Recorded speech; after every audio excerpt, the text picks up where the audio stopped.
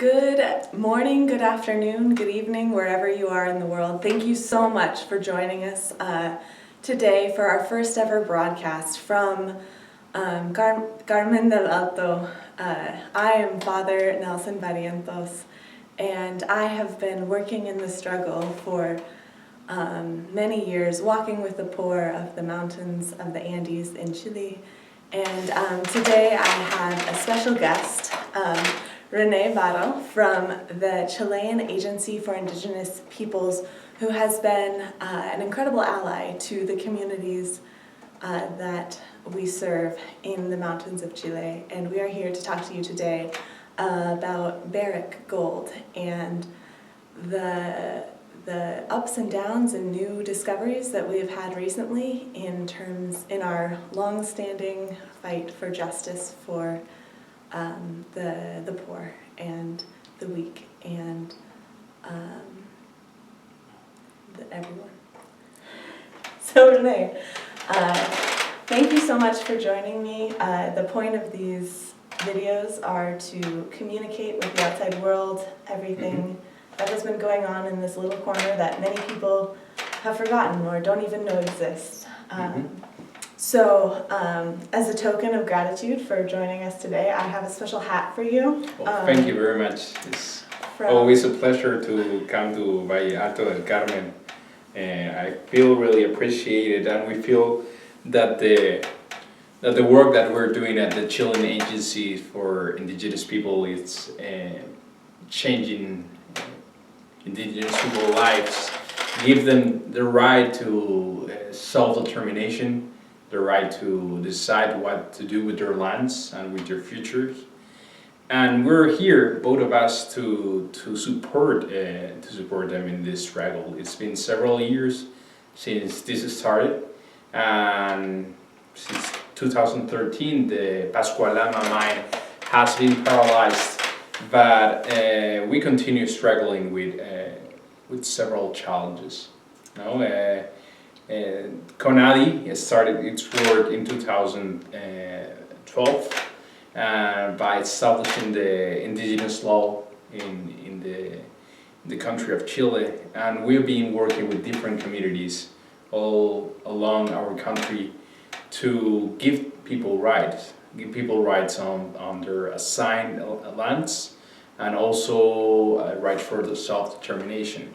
So in the case of Pascualama, I have to be honest, we've been facing several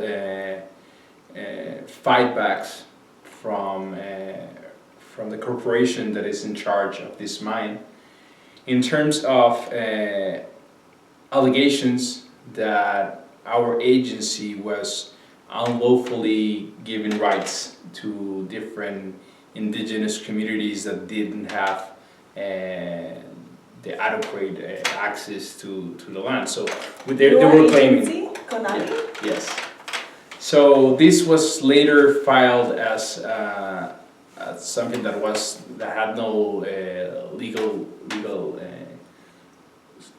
substance to continue this process, but that was only one of different kind of threatening and situations that we faced during the last couple of years. And what news do you bring us from the capital? You've been visiting us for many years here, so yeah, starting to get used to you. We one of the first thing is that we are fighting in the process since 2014, as you know, of the bribery claims against Barrick, because they were bribing the Agüita communities in order to support the project. So we are really happy to see that those poor leaders that were approached, they were offered approximately 25,000 American dollars, and then monthly per diem as long as they support the project, and that created a lot of conflict between the different the Agüita communities. There are around 18 that's already been recognized by CONADI. So we're happy to say that we have helped the process for all these different communities to come again together and start working in defense of their own land and not allow again a situation like this.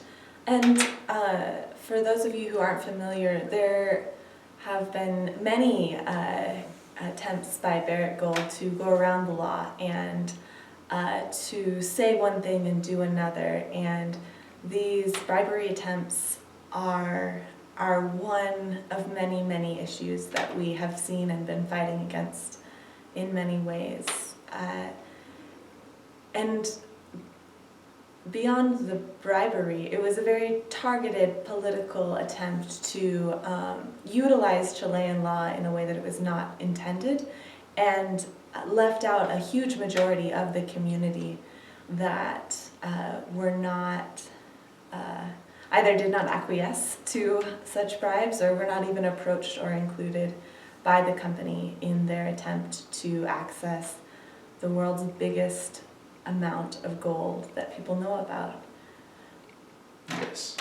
So yes, since the start, Barrick, before it starts of the operation in 2000s, they couldn't help the fact to recognize that there is a really strong attachment between the indigenous people under land. And not just land, right? Also water. I think that water has been an ongoing theme that we have been pointing out again and again and again from every possible angle. And another good news from Capital is that both the Chilean Ministry of Mines and the Chilean Ministry of Environment stand strong in their position that these operations will not continue until the water management requirements are met. There are the requirements that were established by the initial environmental studies. So as long as that is not possible, and as long as there is not a new consultation process with the Awida people, there's not going to be any possibility of operations.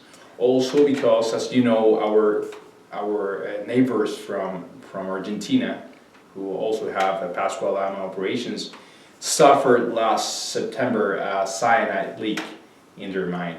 And so far, Barrick is not able to reverse that situation. And so that cyanide is getting into drinking water, is that correct? Indeed, and affecting the lands of the agriculture. So people can't grow, they can't grow crops, they can't raise animals, they can't feed their families. Indeed, and so it's positive in terms that our government is still strong in that position.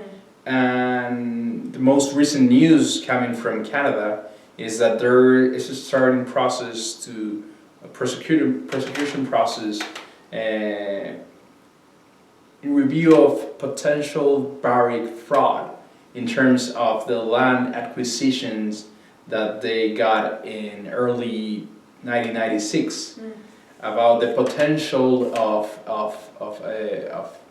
both Argentinian and Chilean border included in the Pascualama. So there's a potential procurement process about securities fraud that is going to bring to Canada, and hopefully they will raise awareness of a really complex problem we face here. So to all of our Canadian watchers and listeners today, please contact your local MPs. Please continue to stay engaged and help the Canadian justice system know that you are concerned and that you want to see justice for the many communities that have been trampled over in the last decade and beyond in Barrick's endless quest for gold.